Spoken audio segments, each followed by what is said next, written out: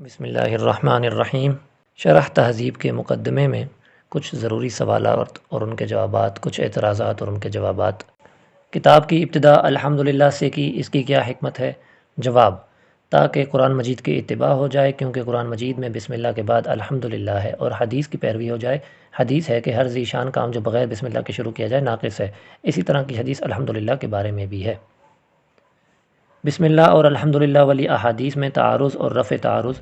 تو تعارض تو یہ ہے، ابتدا والی حدیث بسم اللہ کے بارے میں بھی ہے اور الحمدللہ کے بارے میں بھی ہے کہ کل امر ذی بال لم یبدأ فیہ بسم اللہ فہو ابتر، اور کل امر ذی بال لم یبدأ فیہ بالحمدللہ فہو اقطع۔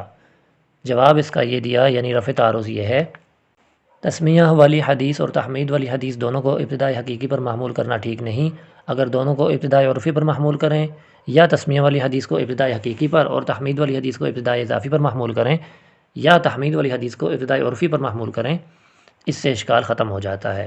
ابتدا کی اقسام اور تعریفات۔ ابتدا کی جو 3 قسمیں ہیں، حقیقی، اضافی اور عرفی۔ ابتدائی حقیقی وہ ابتدا ہے کہ حقیقت میں آغاز ہو، یعنی کہ ہر چیز پر مقدم ہو۔ ابتدا اضافی وہ ابتدا ہے کہ بعض کے اعتبار سے شروع میں ہو، اور ابتدائی عرفی وہ ابتدا ہے کہ مقصود پر مقدم ہو، عام لوگوں کے طریقے کے مطابق ہو۔ حمد کی تعریف کہ هو الثناء باللسان على الوصف الجمیل الاختیاری نعمتا کان او غیرہا علی قصد التعظیم، اور مدح کی تعریف هو الثناء باللسان على الوصف الجمیل نعمتا کان او غیرہا۔ شکر کی تعریف هو فعل ينبئ عن تعظیم المنعم سواء کان باللسان او بالجنان او بالارکان۔ حمد ایسی خوبی پر تعریف کی جاتی ہے جو اختیاری وصف ہو، اس پر جو تعریف کی جاتی ہے اور اس کو حمد کہتے ہیں، چاہے احسان کیا ہو یا نہ کیا ہو۔ مدح کی تعریف یہ ہے کہ صرف خوبی پر تعریف کی جاتی ہے، خواہ احسان کیا ہو یا نہ کیا ہو، اور خواہ خوبی اختیاری ہو یا غیر اختیاری ہو۔ اور شکر ایسا ہے کہ جو نعمت احسان کی وجہ سے جو کیا جائے، جو تعریف کی جائے، وہ شکر ہوتا ہے۔ حمد اور مدح دل سے نہیں ہو سکتے، جبکہ شکر دل اور کام دونوں سے ہو سکتا ہے اور زبان سے بھی ہو سکتا ہے۔ حمد اور مدح صرف زبان سے ہو سکتے ہیں، اس لحاظ سے شکر عام ہے کہ وہ دل سے بھی ہو سکتا ہے، زبان سے بھی ہو سکتا ہے، کام سے بھی ہو سکتا ہے۔ مدح اور حمد ادا کرنے کے اعتبار سے خاص ہیں کہ یہ صرف زبان سے ہو سکتے ہیں، دل یا کام سے نہیں ہو سکتے۔ متعلق کے اعتبار سے مدح اور حمد عام ہے اور شکر خاص ہے۔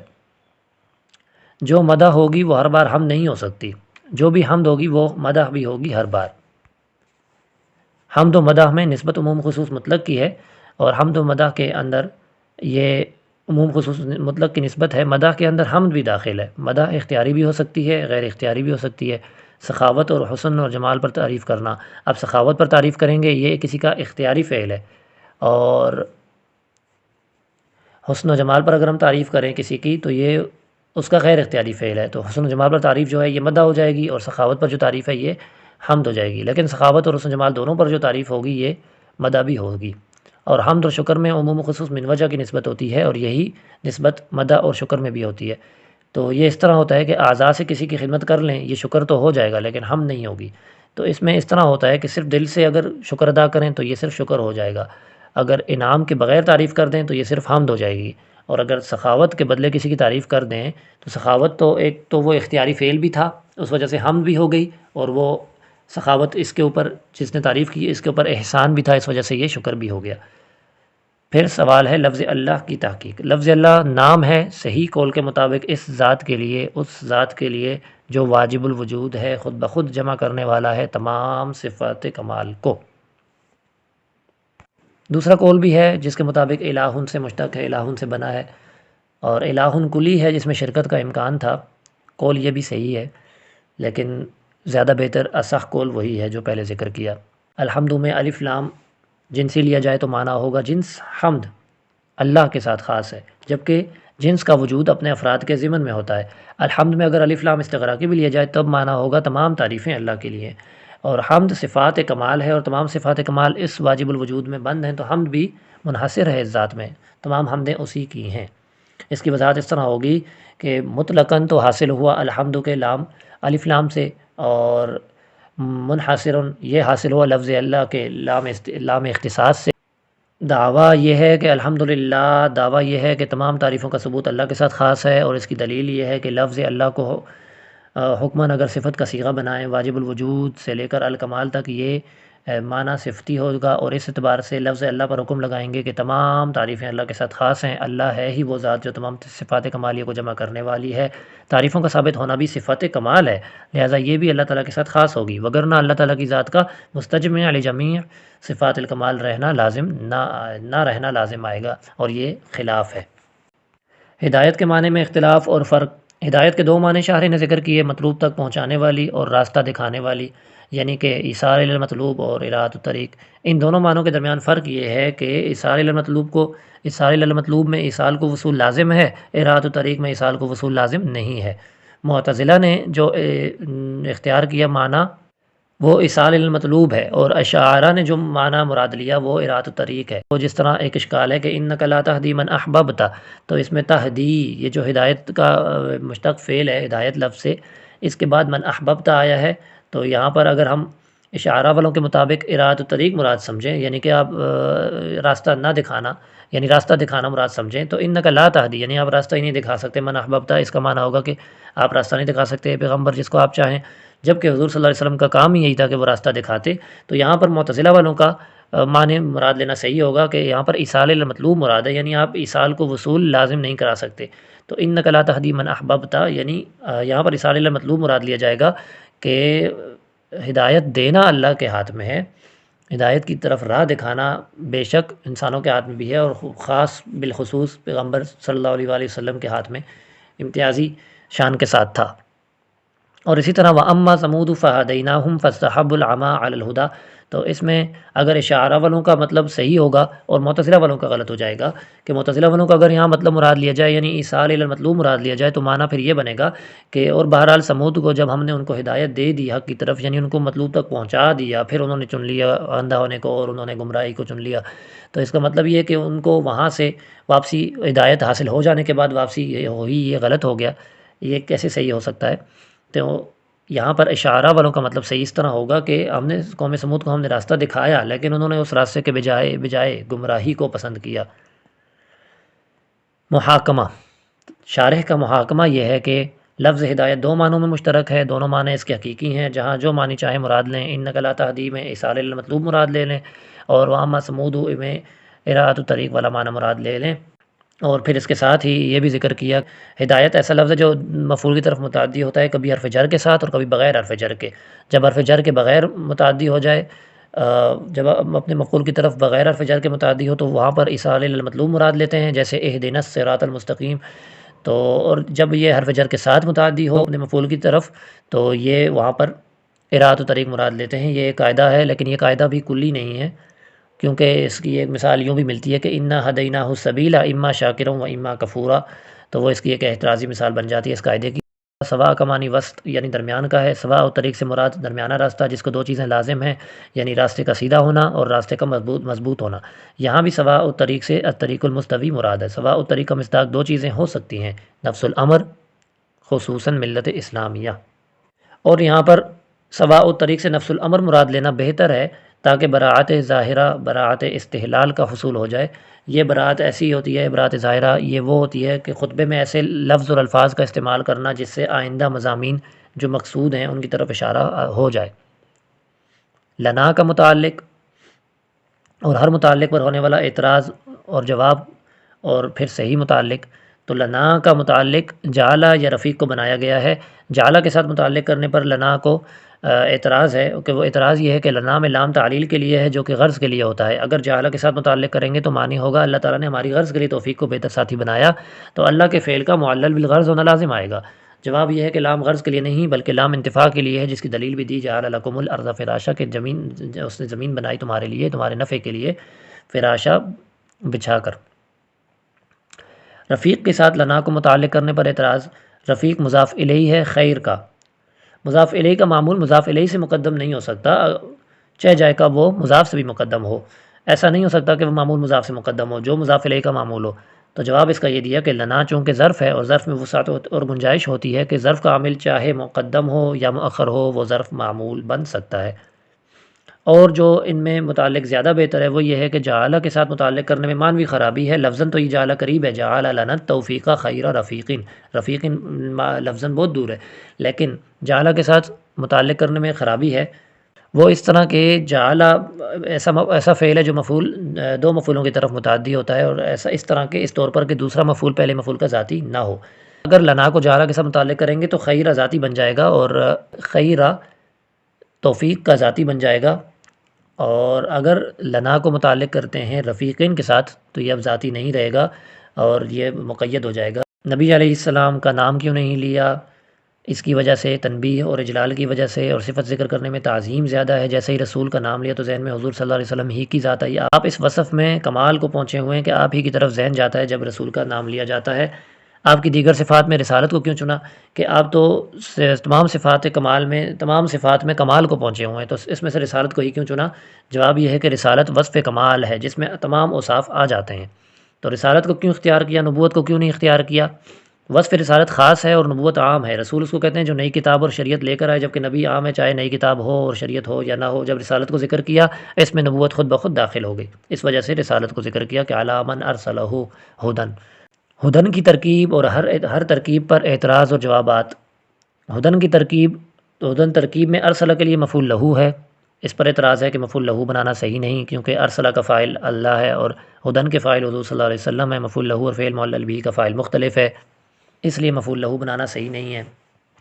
جواب یہ دیا کہ ہدن اور ارسلہ دونوں کا فاعل ایک ہیں، یعنی اللہ تعالیٰ، اس وقت ہدایت سے مراد اللہ کی ہدایت ہوگی اور لام کو حذف کرنا بھی صحیح ہوگا۔ دوسری ترکیب یہ ہے کہ ہدن حال ہے ارسلہ کی ضمیر فاعل سے یا ارسلہ ہو کی ضمیر ہو مفعول میں ہی سے، تو اس پر اعتراض دونوں پر ایک ہی ہے کہ حال کا ذوالحال پر حمل ہوتا ہے اور ہدن مصدر ہے، اس کا حمل ذات ذوالحال پر صحیح نہیں۔ پہلا جواب یہ دیا کہ ہدن کو اسم فاعل ہادن کے معنی میں کریں گے، اب ہادن مشتق ہے، اس کا حمل ذوالحال پر صحیح ہے۔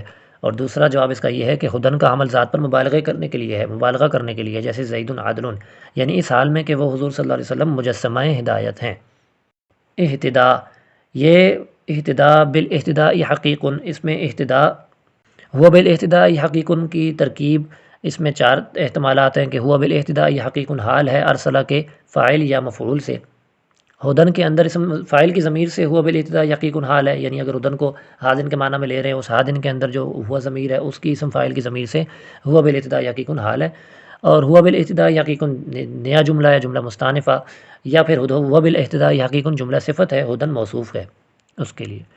حال مترادفہ اور حال متداخلہ کی تعریف۔ حال متداخلہ اس کو کہتے ہیں کہ ایک ذوالحال سے ایک حال ہو، اس حال کی ضمیر سے پھر دوسرا حال واقع ہو، جیسے ہدن ضمیر فاعل تھی اور ہدن کو خود حال ہوا ارسلہ کی ضمیر فاعل یا ضمیر مفعول سے، اور ہادن اسم فاعل کے معنی میں ہو کر اس ہادن اسم فاعل کی ضمیر سے حال ہوا بالاہتداء حقیق جملہ۔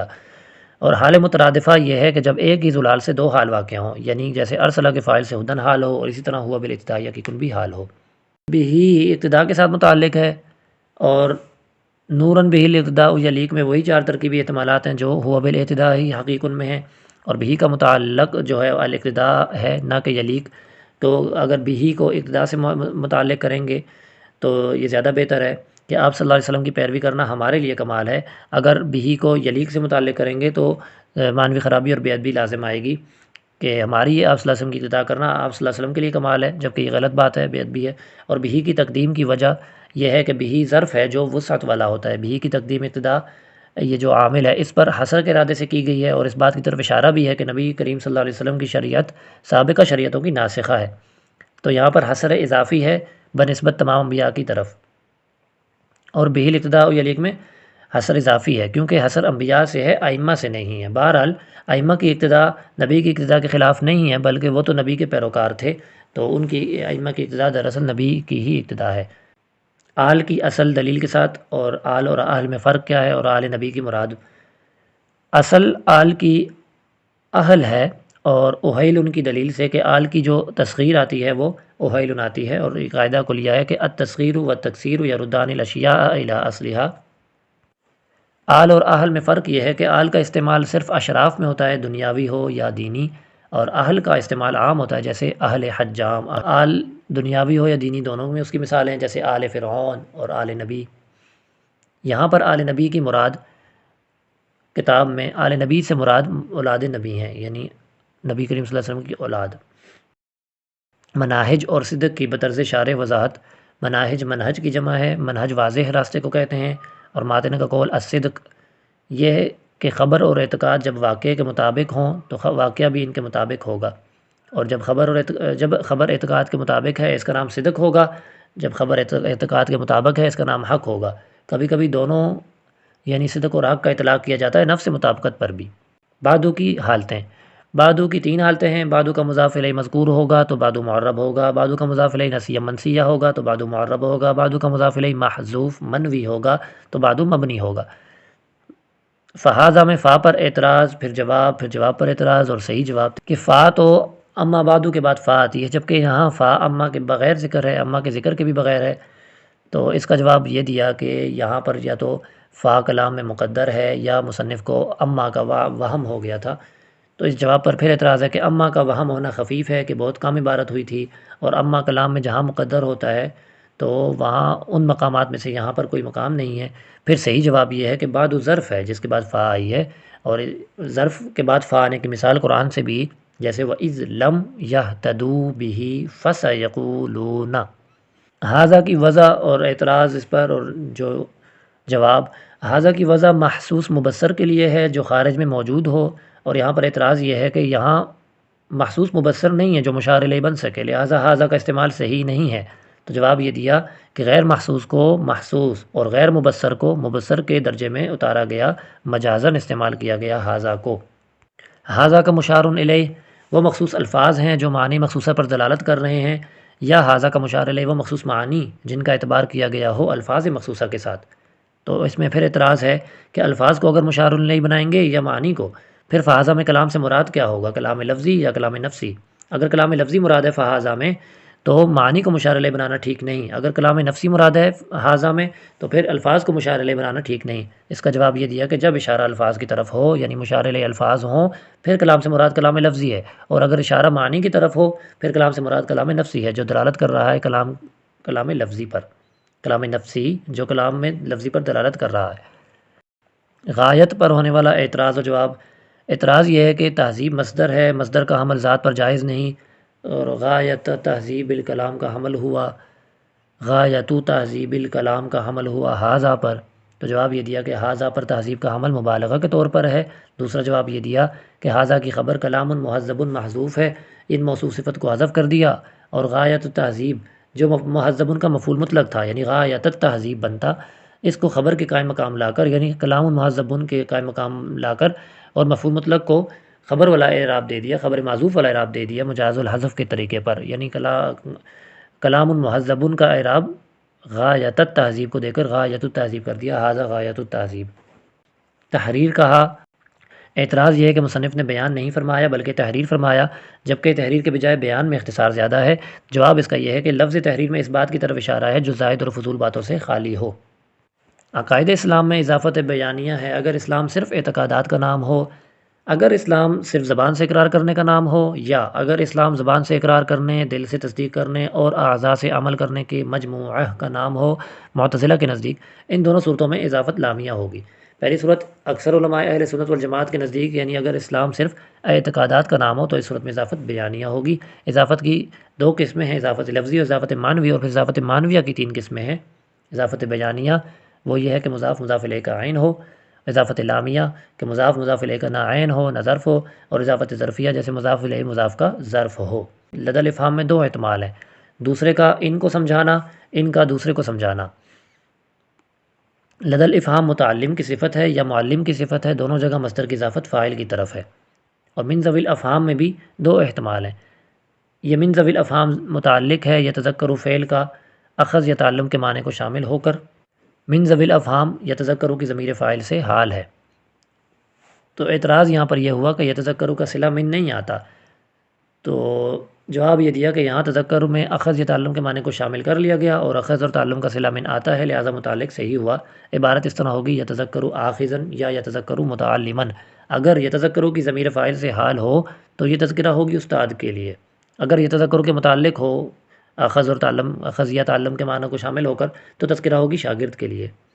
تضمین کی تعریف یہ ہے کہ ان یقصد بلفظ معناہ الحقیقیۃ یدل علیہ ذکر المتعلقات الاخر، پکڑوانا فعل یا شبہ فعل کو معنی دوسرے فعل یا شبہ فعل کا اس فعل کے متعلقات کو ذکر کرنے کے ساتھ اور حذف کرنے کے ساتھ اس فعل کے متعلقات کو۔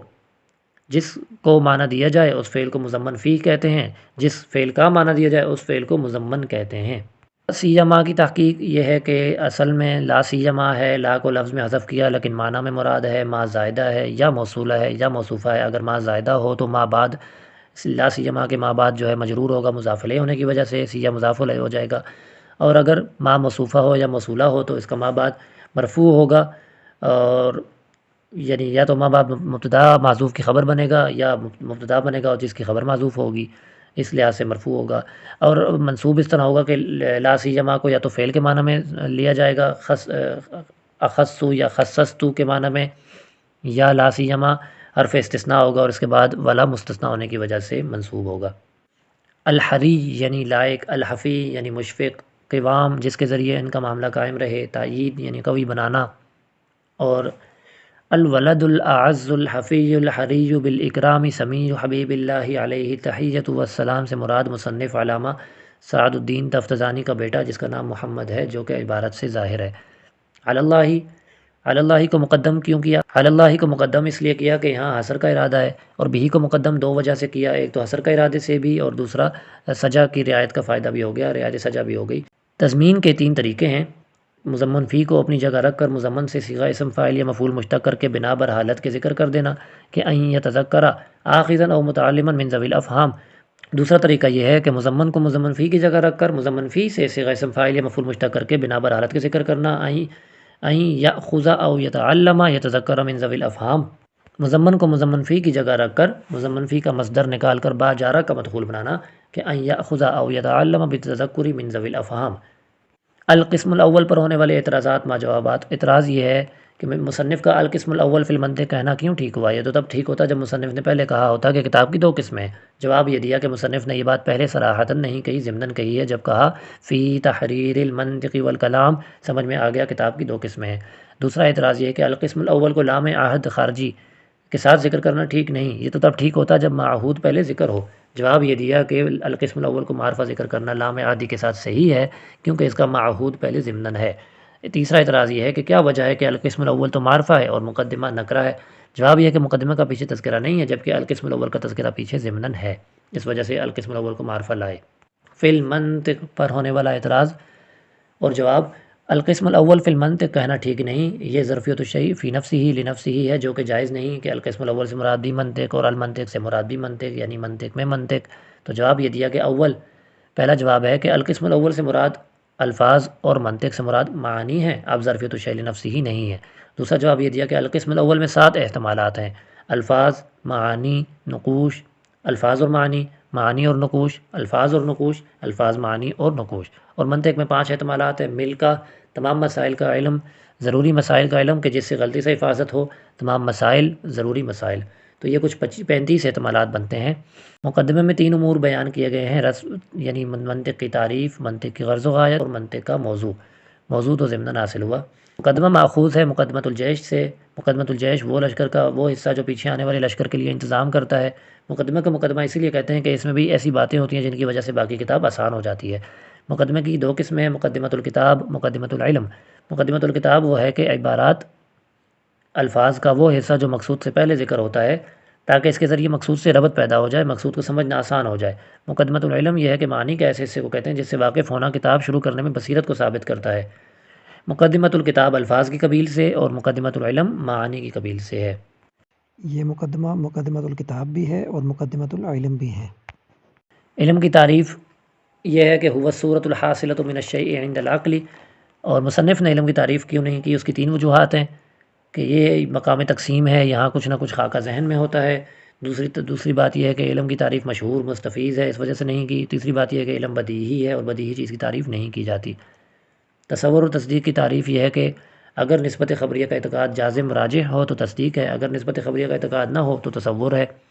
تصور و تصدیق کی اقسام: تصدیق کی 7 قسمیں ہیں۔ اعتقاد جازم راجح ہے تو تصدیق ہے، اعتقاد راجح ہے تو ظن ہے، اور تقلید مصیب، تقلید مختی، جعل مرکب، علم الیقین، عین الیقین اور حق الیقین وغیرہ۔ تصور کی 21 قسمیں ہیں کہ جانب مخالف کا احتمال برابر ہو تو شک، جانب مخالف کا احتمال زیادہ ہو وہم، ادراک ایک امر کا ہو جیسے زید، کئی امور کا ادراک نسبت کے بغیر ہو جیسے زید اور عمر، اور 5 قسمیں نسبت ناقصہ کی، یہ کل 9 ہو گئیں۔ 10ویں یہ ہے کہ نسبت خبریہ بدون الحکایہ خیالی بات، 11ویں نسبت خبریہ مع الحکایہ انکار کے ساتھ تکذیب، اور 10 قسمیں انشائیہ کی، امر نہیں نفی استفہام، امر نہیں استفہام وغیرہ۔